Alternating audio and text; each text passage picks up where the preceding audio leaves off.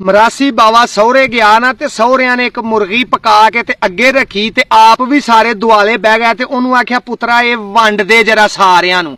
ਹੁਣ ਸਾਰਿਆਂ ਦੇ ਵਿੱਚ 2 ਸਾਲੇ 2 ਸਾਲੀਆਂ ਤੇ ਸੱਸ ਤੇ ਸਹੁਰਾ ਸਨ 6 ਜੀ।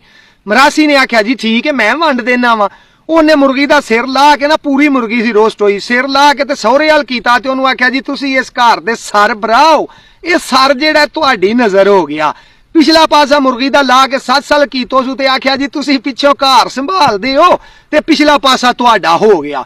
ਦੋਵੇਂ ਬਾਹਾਂ ਲਾ ਕੇ ਤੇ ਦੋਵਾਂ ਸਾਲਿਆਂ ਨੂੰ ਦੇ ਕੇ ਆਂਦਾ ਤੁਸੀਂ ਦੋਵੇਂ ਪਿਓ ਦੀਆਂ ਬਾਹਾਂ ਹੋ ਤੇ ਇਹ ਤੁਹਾਡਾ ਹੋ ਗਈਆਂ, ਬਾਹਾਂ ਦੋਵੇਂ ਤੁਹਾਡੀਆਂ ਹੋ ਗਈਆਂ। ਲੱਤਾਂ ਦੋਵੇਂ ਲਾ ਕੇ ਨਾ ਤੇ ਦੋਵਾਂ ਸਾਲੀਆਂ ਵਾਲ ਕਰਕੇ ਆਂਦਾ ਜੀ ਤੁਸੀਂ ਇਸ ਘਰ ਦੀ ਇੱਜ਼ਤ ਸੰਭਾਲੀ ਏ, ਚੁੱਕੇ ਆ ਘਰ ਨੂੰ ਸਿਰ ਤੇ, ਤੁਹਾਡੇ ਸਿਰ ਤੇ ਹੀ ਸਾਰੀਆਂ ਰੌਣਕਾਂ ਨੇ, ਇਹ ਦੋਵੇਂ ਲੱਤਾਂ ਤੁਹਾਡੀਆਂ ਹੋ ਗਈਆਂ। ਉਹਨਾਂ ਨਾਲੇ ਖਾ ਲਿਆ ਤੇ ਨਾਲੇ ਬੜੇ ਪਰੇਸ਼ਾਨ ਹੋਏ ਕਿ ਭਾਈ ਇਹ ਵੰਡ ਨਹੀਂ ਸਹੀ ਹੋਈ। ਅਗਲੇ ਦਿਨ ਤੇ ਗੱਲ ਪੈ ਗਈ। ਅਗਲੇ ਦਿਨ ਜਨਾਬੇ ਵਾਲੀ ਉਹ ਸਹੁਰੇ ਨੇ ਸੱਸ ਨੂੰ ਉਹਦੀ ਨੂੰ ਆਖਿਆ ਕਿ 5 ਮੁਰਗੀਆਂ ਰੋਸਟ ਕਰਕੇ ਨਾ ਇਹਦੇ ਅੱਗੇ ਧਾਰੇ ਨੂੰ ਆਨੇ ਹੋ। ਕੀ ਤੁਸੀਂ ਤੀਜੇ ਕੁ ਦਿਨ ਮੇਰੇ ਚਫੇਰੇ ਬਹਿ ਜਾਂਦੇ ਹੋ? ਦਾਦੀ ਕੋਈ ਦਾਦੇ ਦੀ ਗੱਲ ਸੁਣਾ, ਕੋਈ ਦਾਦੇ ਦੀ ਗੱਲ ਸੁਣਾ।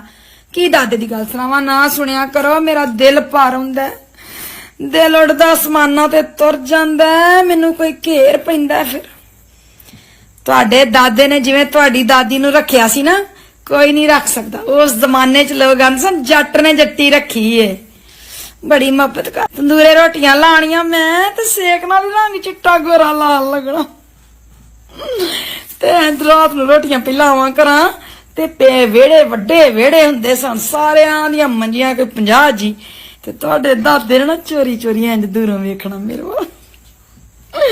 ਮੈਂ ਉੱਥੇ ਹੀ ਆਪਣਾ ਹਾਸਾ ਮਸਾਂ ਹੀ ਕੰਟਰੋਲ ਕਰਨਾ। ਉਹ ਮੇਰੀ ਸੱਸ, ਮੇਰੀ ਨਨਾਣ, ਜਠਾਣੀ ਸਾਰੇ। ਜੇ ਤੁਹਾਡੀ ਪਰਦਾਦੀ ਮੇਰੇ ਨਾਲ ਉੱਚੀ ਆਵਾਜ਼ 'ਚ ਗੱਲ ਕਰਦੀ ਸੀ ਨਾ, ਤੁਹਾਡਾ ਦਾਦਾ ਮੂੰਹ ਹੱਟ ਲੈਂਦਾ ਸੀ, ਰੋਟੀ ਨਹੀਂ ਸੀ ਖਾਂਦਾ। ਲੈ ਇੰਜ ਦੀ ਮੁਹੱਬਤ। 14 ਮੇਰੇ ਬੱਚੇ ਸਨ, ਬੱਚਿਆਂ ਦੀ ਕੀ ਜ਼ਰੂਰਤ ਸੀ ਮੈਨੂੰ ਤੰਗ ਕਰ ਜਾਣ।